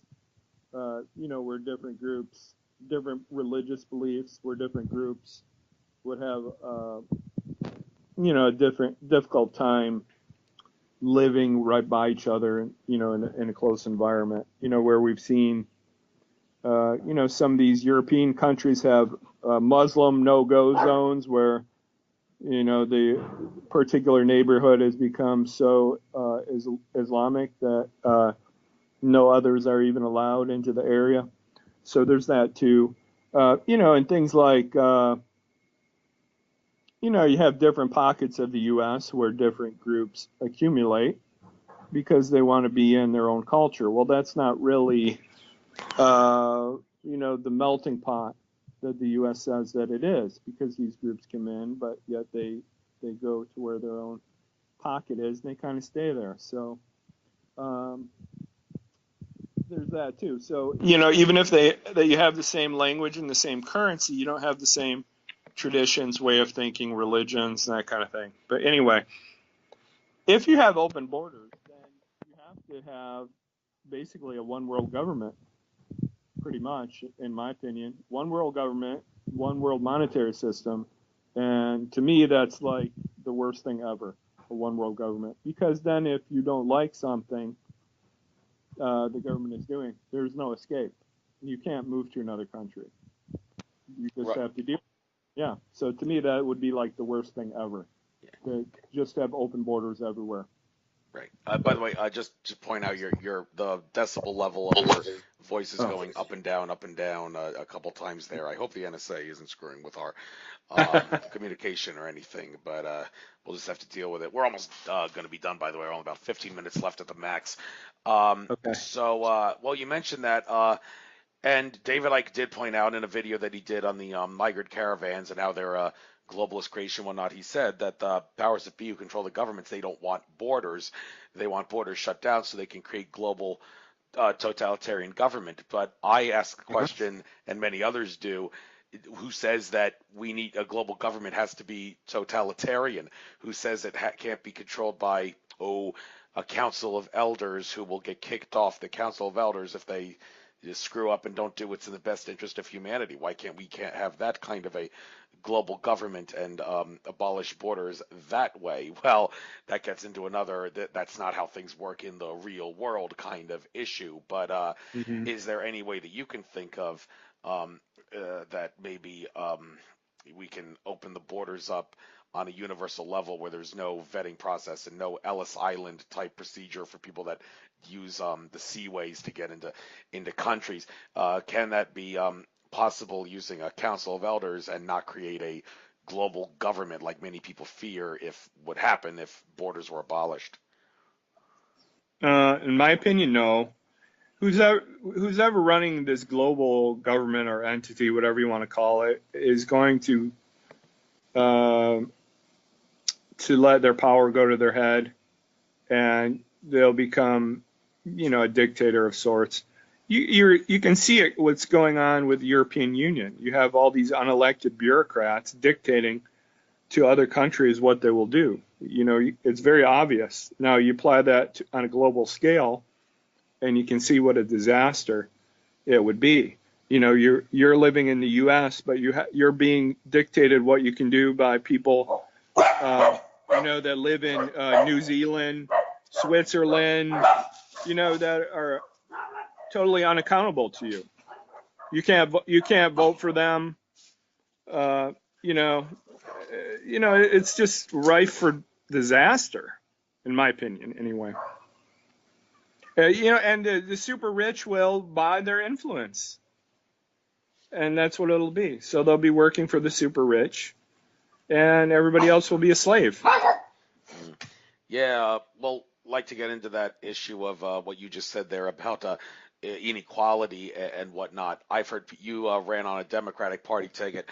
People like Jordan Maxwell, the prominent occult researcher, I've heard him say things like the Republican Party is what the Nazi Party was in Germany. That's what the equivalent of the Nazi Party in America, and the Democratic Party is the equivalent of the Communist Party in Russia. Now, many people would say he's taking that to a huge extreme, but it's interesting how Dave Champion, the guy I mentioned earlier about the income tax, shouting the mist thing, and also the thing about how to properly sue the TSA with the contract thing, he said, I originally, even though I try to be a libertarian and maybe even a Tea Partyist to some degree in regards to ideology, I want to make it clear that I have never, ever, ever even supporting the left or even a Democratic candidate. His argument, and he did actually suggest that Democratic Partyism equates with socialism.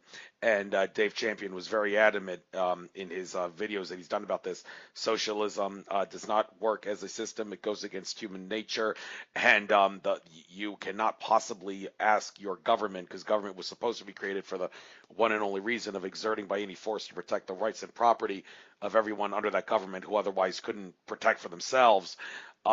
Socialism would actually make things worse than that. It would allow for the government for more overreach.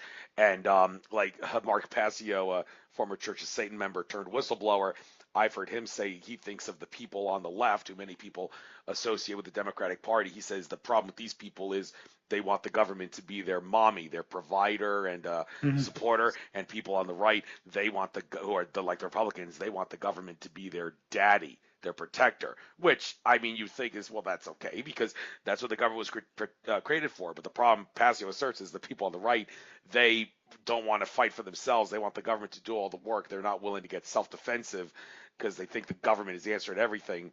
And he also says constitutionalists, yeah, they're probably the best out of the three, but the problem with them is they actually want the government to have more authority than it's supposed to have, because well, common sense says the collective authority of a group can't exceed the authority of any individual member of that group, because you can't get into a group and get more authority if you didn't already have that authority as an individual. And the problem with constitutionalists, he asserts, is they think it's okay for the government to exercise authority that the people could never delegate to them. But this idea of the Republicans being the Nazi equivalent, Democrats being the communist equivalent, and Dave Champion's assertion that socialism cannot work as a system in the real world, does that in any way change your attitude to like running as a Democratic Party member, or do you think that no, the Democratic Party that I was representing doesn't stand for any of that stuff? It's completely different. People who think it is are looking at it the wrong way. Well, it's interesting because when I ran 2012, the Democratic Party was way different than it is now, in my opinion. The Democratic Party at that time was pro middle class, pro union, jobs, that kind of thing. Now it's all about racial identity. White males are terrible.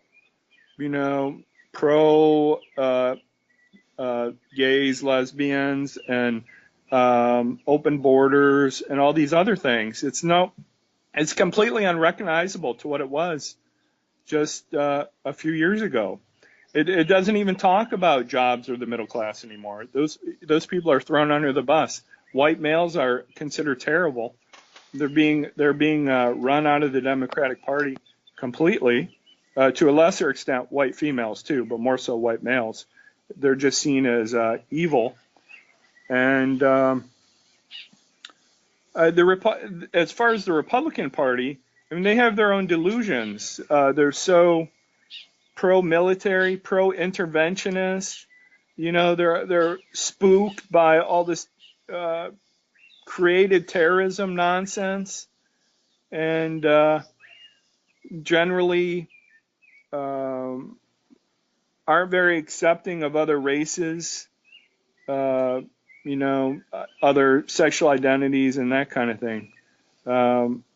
And they like to bring religion into politics, which I'm very much against of too. So two very flawed parties for different reasons, though, and that's why I don't support either one. At the time, when I ran in 2012, I was mostly supportive of the Democratic Party agenda, but like I said, that doesn't exist anymore. It's been real crazy to see how it's just been thrown by the wayside in 7 years. Yeah, and assuming, and I got a feeling this is what's going to happen, I don't actually think Trump is going to serve a second term. And based on a poll I saw on InfoWars, most people think that Bernie Sanders would be the Democratic Party candidate that would be the one that would come out victorious. Love Bernie, hate Bernie, because he's a socialist, they say, just like that thing I mentioned earlier with with Webster Tarpley. But since I mentioned that, I got to get your take on this. I've noticed that Hmm. one interesting thing about people that seem to be socialist minded is that they seem to be willing to expose and talk about something that many people in the like in the capitalist minded and or Republican Party don't want to talk about, and that is the corruption on Wall Street, specifically with the derivatives and how the banking and everybody else uses derivatives. Their gambling activity has an effect on our lives, and you would naturally think that a socialist would be against that. They do not believe in people's gambling habits and gambling activity in the case of derivatives should be negatively affecting the lives of the common people. So they believe Hmm. it's worth exposing and worth stopping. Of course, all the capitalist-minded people would say that goes against free market. So they're probably not going to talk about and expose it in like the way that Webster Tarpley and Bernie Sanders have done. But since we're on the Democratic Party, I guess I might as well ask you about this. Is this? Can you maybe explain why what it is about the Democratic Party, like besides the things I mentioned, that why they would not Hmm. want derivatives to be, they demand it be regulated or maybe even abolished entirely?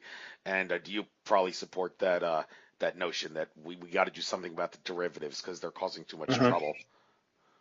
Yeah. Well, the Democratic Party doesn't like rich people in general. Uh, they're, I don't know why. I guess largely people in the Democratic Party aren't as successful as in the Republican Party, and maybe they have, I don't know, a certain jealousy, maybe towards people that are more successful. But I don't really think that most of them even understand what derivatives are. Honestly, I don't. I don't.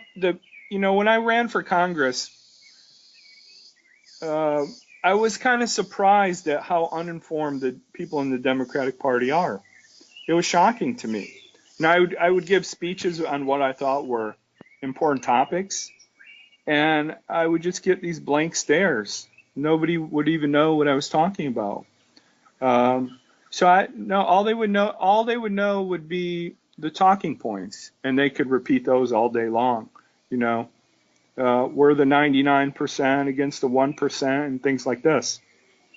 So I think it's more of an issue of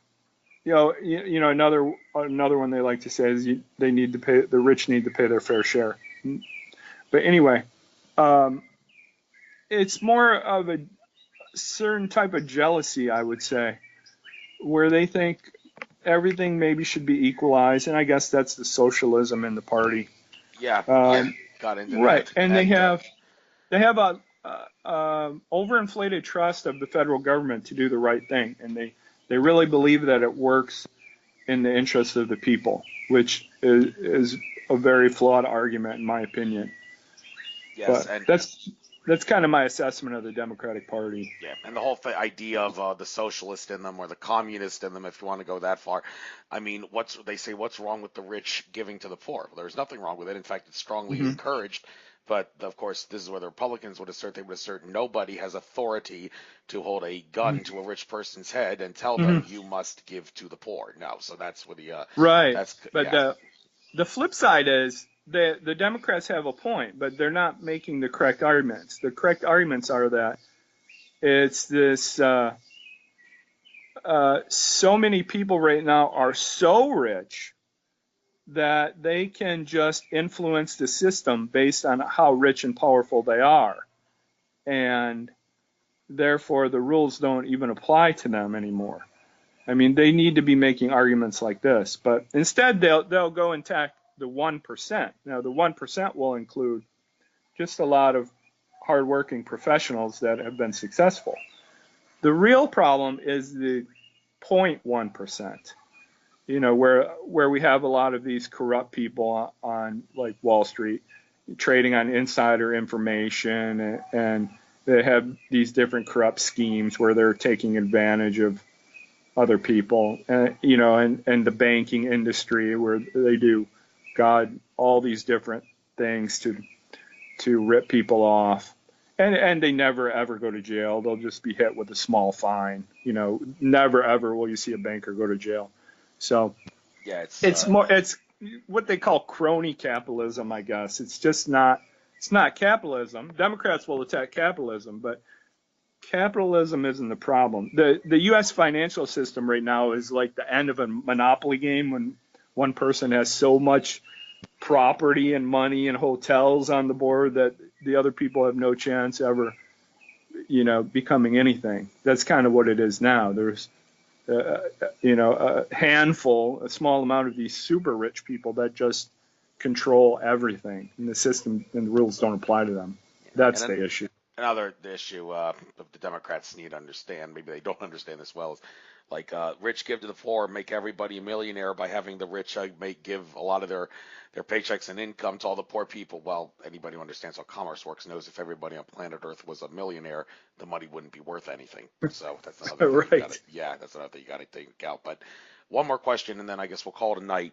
I want to bring up the fact that the conspiracy theory with Jesse Ventura episode about the TSA was never aired. That was the one that it was the season 2. It never aired. They said they finished it with the other episodes, and it never aired. What's interesting about that is the TSA is a side compartment to the Department of Homeland Security. And after the police state episode of Conspiracy Theory with Jesse Ventura aired, where they talked about the FEMA camps and how they were going to put people in coffins and whatnot, and after that aired, Alex Jones said people in InfoWars were threatened and hassled by people within DHS and whatnot. So it kind of makes you wonder if that is what triggered the DHS when they heard about the TSA episode being aired.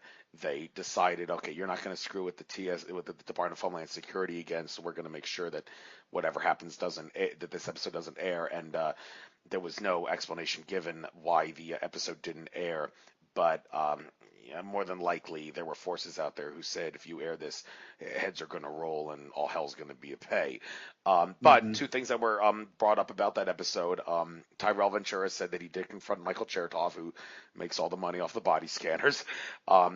He did confront him, and he said Chertoff all but admitted and confessed for all intents and purposes that the airport security is nothing about safety. It's just a theater, and it's a way to humiliate and control people.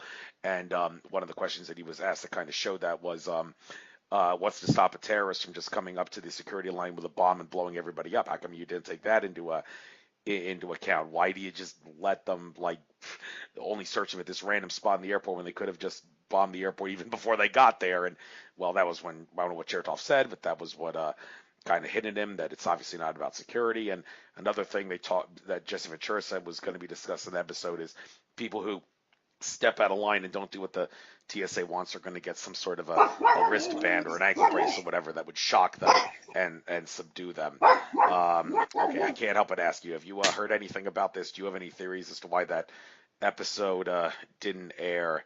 And well, I guess I'll just end the question at that, and then we'll end the show after this about the episode not being aired. I haven't really heard anything. I can only speculate that there were things in it that would have made the public doubt the necessity and effectiveness of the TSA. They probably brought up that the TSA has never even caught one terrorist ever.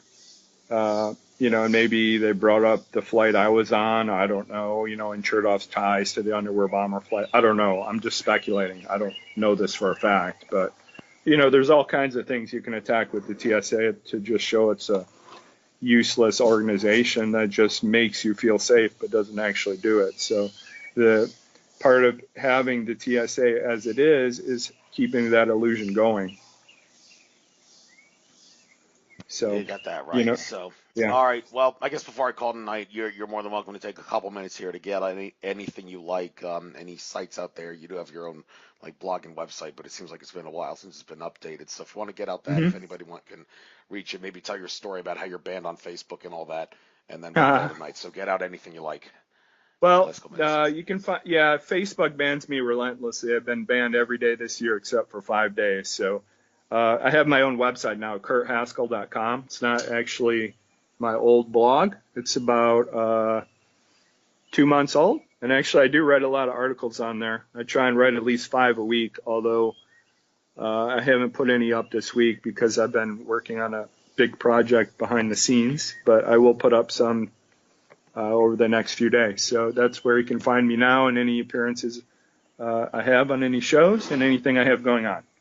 Awesome, awesome. So I actually have to upload the interview that I did on Wednesday to YouTube before I upload yours. That's fair, but I will try to make sure that I get this interview that I did with you now uploaded to a compatible format so I can upload it no later than tomorrow or Sunday morning at the absolutely. It's got a lot of nature-based things to do tomorrow, so we'll see how it goes. I'll get it up, and I'll might as well post the link to both your Facebook page timelines and that you do have, and see where it goes from there. You're more than welcome to promote it and post it on your site and all the rest of it after I do. So I'm sure Will you'll get do. more attention for it than I do with my channel. I don't get a lot of listeners because I do 2-hour shows and people have lousy attention spans, and that really sucks. But I have to make a stink about that just to give people a kick in the pants. And also help people like you who try to get this stuff out and people don't want to listen. So, but that's it Sure. was a great interview. Got a lot of stuff covered, including stuff that has nothing to do with the TSA or the underwear bomber, but is definitely worth talking about. So, pleasure having you on. Good luck Sure. to you and your wife and all the rest of it. Have fun in Costa Rica. I'm actually going to be going down there, like I told you in the pre-show interview, in 2021 for the Rhythmia event. I maybe want to consider you go to Rhythmia for some spiritual enlightenment. I'm sure you'll get something out of it. So it's up to you. But take care now. Have a good Okay. weekend and good luck. Thanks. Take care now.